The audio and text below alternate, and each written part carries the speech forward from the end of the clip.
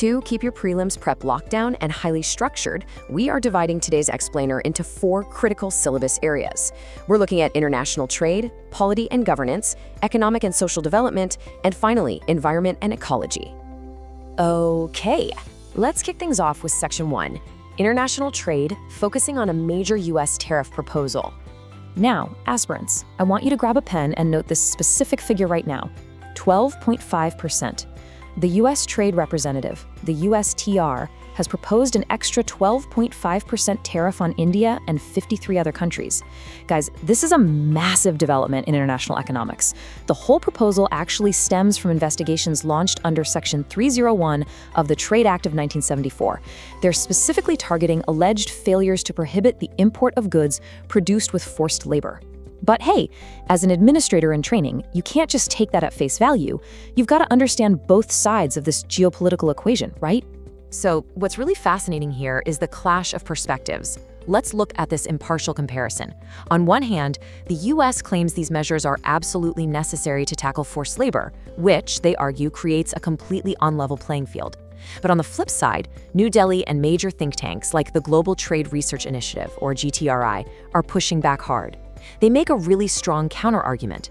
They're pointing out that this 12.5% tariff proposal actually exceeds the USA's World Trade Organization commitments. Plus, they're saying, well, Section 301 is traditionally meant to address market access barriers faced by US firms. It's not a tool for policing what other countries import.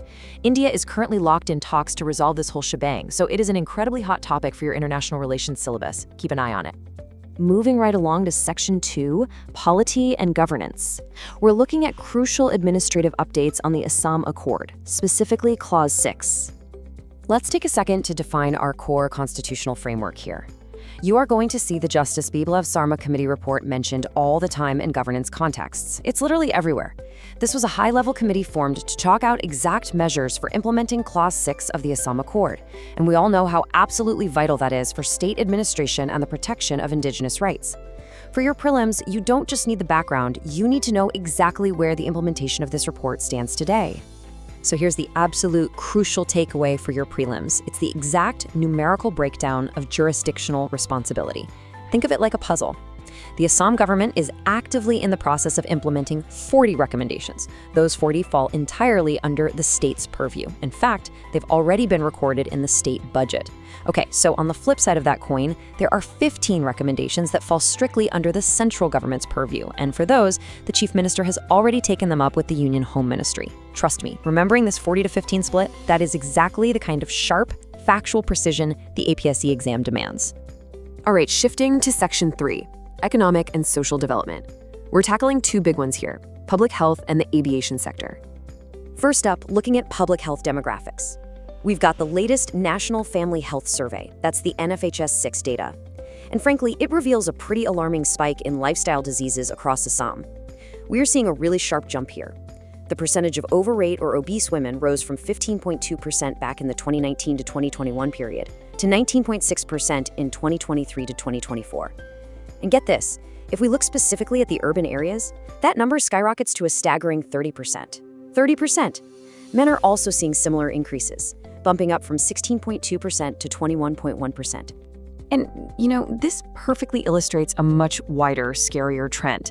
It's not just obesity, it's a cascading public health challenge. High blood sugar levels have spiked, women's levels jumped to 6.1%, and men's to 7.6%. Hypertension is also surging right alongside it. Physicians are essentially pointing the finger at physical inactivity, heavily processed foods, and chronic stress as the main culprits here. Now, put your administrator hat on for a second. For a civil servant, this data isn't just numbers on a page. It represents a massive, impending burden on the state's healthcare infrastructure. It really highlights the urgent need for incredibly strong preventative health policies. Okay, let's shift gears over to the aviation sector under our economics syllabus. The Union Cabinet has literally just approved a massive 10,000 crore rupee aviation turbine fuel price stabilization fund. This is a massive move, acting as a direct response to the global geopolitical instability that's bleeding into our domestic markets. Let's walk through how this builds a crucial safety net. The whole stabilization mechanism works in 4 basic steps. Step 1, the ongoing West Asia crisis has triggered some really severe global fuel volatility. It's a mess out there. Step 2, because of that, International Aviation Turbine Fuel, or ATF, prices surged wildly, going from roughly 60 rupees and 50 paise a liter back in March, all the way up to about 142 rupees a liter by May. Now, considering fuel makes up like 40% of an airline's total operating cost, a jump like that could absolutely cripple the industry. So, step 3, the government steps in with this 10,000 crore fund, providing interest-free advances to oil marketing companies. And finally, step 4, this brilliant move allows scheduled airlines to keep receiving fuel at a stabilized price. It shields passengers like you and me from crazy fare spikes and protects thousands of jobs. Once global prices finally chill out and moderate, the OMCs will just reimburse the fund. It's honestly a textbook, classic example of state economic intervention, stepping in to absorb a huge external shock. Finally, let's turn our attention to Section 4, Environment, Ecology, and Biodiversity, where we are looking at a grave threat to Manas National Park. As you know, the APSC exam absolutely loves hard data, so do yourself a favor and lock this number into your memory right now. 36.79 square kilometers. Official data reveals that this massive swath of protected forest land right inside the Manas National Park and Tiger Reserve is currently under illegal occupation.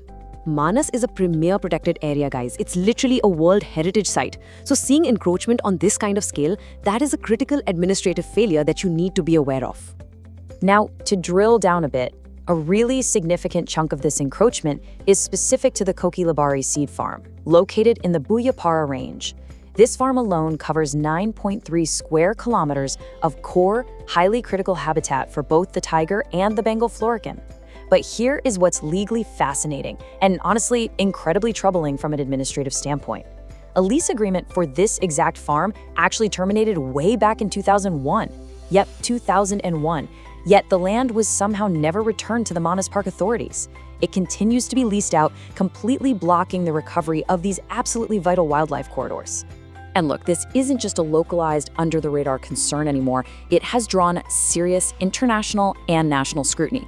Both the International Union for Conservation of Nature, the IUCN, and the National Tiger Conservation Authority, the NTCA, have flagged severe concerns. They've explicitly warned that unchecked encroachment of this magnitude is going to completely jeopardize long-term conservation goals. They aren't mincing words. They are strongly urging the government to clear this land and hand it straight back to the Forest Department to set a firm precedent for wildlife conservation going forward. So as we wrap up today's explainer, I want to leave you in a deeply analytical mindset, especially for your mains preparation. I want you to really think about this question. How does an administrator actually balance all these simultaneous crises?